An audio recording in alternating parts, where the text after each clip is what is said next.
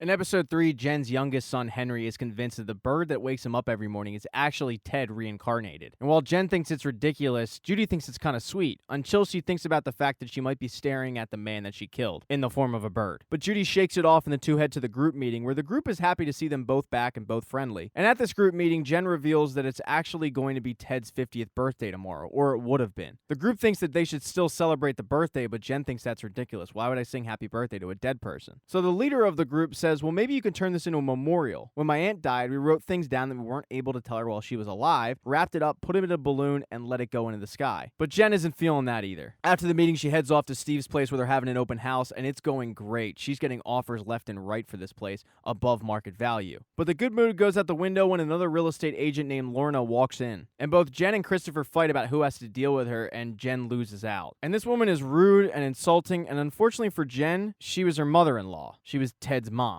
And the two did not have a good relationship. She tells Jen that she's going to have a little something over at the house for Ted's 50th birthday party, but Jen says, no, you're not. And when Lorna wants to know why, she just blurts out, because I'm having something. Yeah, we're having a memorial service, and we're going to write notes in a balloon and let it off into the sky. She's hoping that Lorna won't come, but Lorna says, all right, I'll be there. And Jen really isn't happy about that. Judy also headed off to work, where she was in the middle of helping a guy with a puzzle, but Steve shows up out of nowhere. He tells her that after thinking about it, he felt bad about the restraining order and took it away, and that he's working with Jen, and she's actually really nice. But he had no idea that she is the wife of the guy that they hit. He plays it off like we hit a deer, but she acts like she didn't hear it. Judy tells him, I befriended her, and I tried to tell you that, but you've been shutting me out. And I'm helping her, and maybe we can do some good with this whole situation. But Steve is shocked at this line of thinking and says, you actually are nuts. He can't believe that after their situation, Judy thought it was a good idea to invite Jen into both of their lives, because now Jen is selling Steve's house. And that opens up a can of worms with the house, but Steve quickly gets the conversation back on track. And it was actually Steve's plan to stay quiet about the hit and run, whereas Judy actually wanted to come clean. He tries to explain to her that if you tell Jen about this, it's only going to cause her more pain. But she reminds him, you're not my fiance, and you're also not my lawyer anymore, so I don't have to listen to you. And as soon as she leaves Steve, she gets a phone call from Jen, who needs help planning this party that she doesn't want to throw. And as Jen is lamenting the fact that she has to throw this party despite her ex-mother-in-law, Judy volunteers to do it because it's kind of her thing. So Judy takes the party planning off of Jen's hands, and now Jen just has to worry about the food. And as she's preparing it, she notices that Charlie is just fixated with this video game, and she inquires about it, and he says, well, it's a multiplayer game, so you play with a bunch of people. Actually,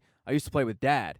His laptop's over there if you want to try it, but I don't think you'd get it. And Jen agrees, yeah, I probably wouldn't get it. She completely misses the fact he's trying to bond with her. But now it's time for this party that they don't want to throw, and Judy has done a phenomenal job planning this thing. Everybody thinks so, including Lorna when she shows up, but she is surprised to find Judy, because she's never heard of her, and she's kind of appalled about the fact that this woman that they don't really know is living with them all of a sudden. She's also brought this very obnoxious cake of her and Ted. But they all start the memorial service, and they're writing things down that they want to say to Ted, including Judy, who writes down, I'm so sorry, it's all my fault, and puts it in a balloon. But this is really emotional for her, and she has to collect herself, so she runs to the bathroom to do so. But when she exits, there's Lorna right in her face, kind of wondering who the hell she is. But she's also slipping in insults about Jen, and Judy ain't having that. She's defending her friend. When they both come back outside, they continue the memorial service, but they're interrupted by the police, who have shown up this time for Jen, because that car that she's always calling the cops about speeding somehow got vandalized the other night.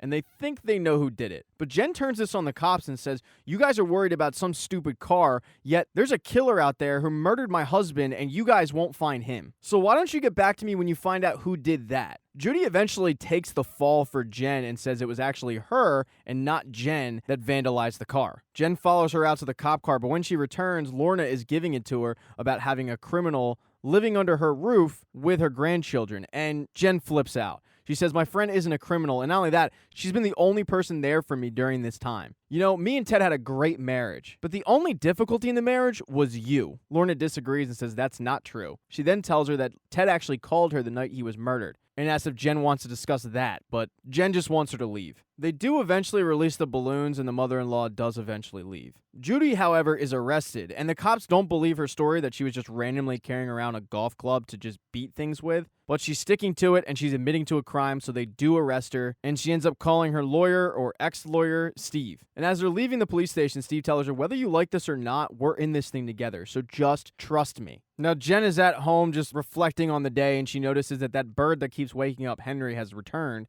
And then she also notices that one of the balloons they let go is low enough that she can get. So she pops it and reads the message, and it was from Charlie saying, "I wish you were still here so we could play that video game." And that's when Jen understands. So she grabs his laptop and signs on and messages Charlie, "Hey, I'm here to play. I'm going to try this thing out." But then she gets a message from some user named Bambi88. And it starts innocent enough, like, "Hey, you're back. I miss you." But then it goes to, "When can I see you?" And then finally, "I miss your cock." Thanks so much for checking out this recap. If you don't see the next video there, don't worry. It'll be up in a day or two or as quickly as I can get to it.